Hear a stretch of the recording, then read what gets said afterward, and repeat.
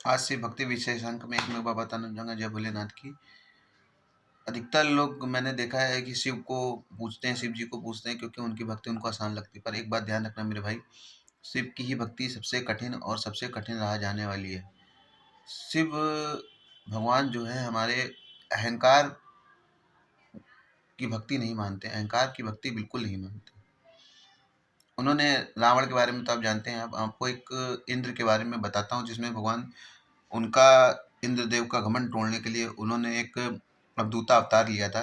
उसके बारे में बताते हैं। एक बार भगवान इंद्रदेव भगवान बृहस्पति दिग्देव गुरु बृहस्पति के साथ भगवान से मिलने के लिए, शिव जी से मिलने के लिए किसी काम से जा रहे थे। रास्ते में उनको एक नग्न अवधूतधारी मिले और उनसे वो कहने लगे इंद्रदेव कि मुझे जाने दो, मुझे शिव से मिलना है।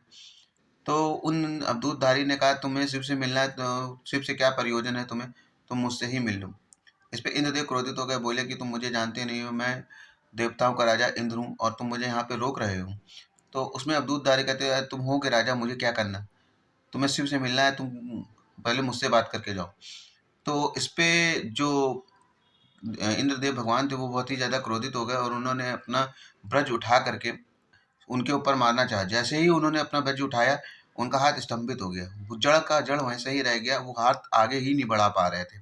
जब वो हाथ आगे नहीं बढ़ा पा रहे थे, इसको देख करके भगवान बृहस्पति देव तुरंत ही समझ गए ये कोई विशेष, कोई साधारण अवधूतधारी नहीं है, ये भगवान शिव ही हैं। उनके सामने नतमस्तक होके भगवान बृहस्पति देव ने उनसे बोला कि भगवान इन्हें माफ़ कर दीजिए। फिर उसके बाद इंद्रदेव से बोला कि आप इनको, ये कोई आम आदमी नहीं, ये अपने भगवान शिव ही हैं।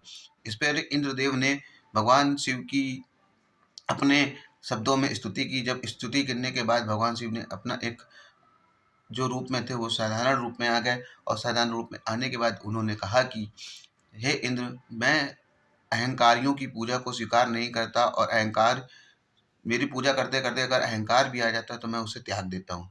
जय भोलेनाथ की, जय बाबा शिव की। और सभी लोगों से विनम्र निवेदन है कि अहंकार को त्याग दें।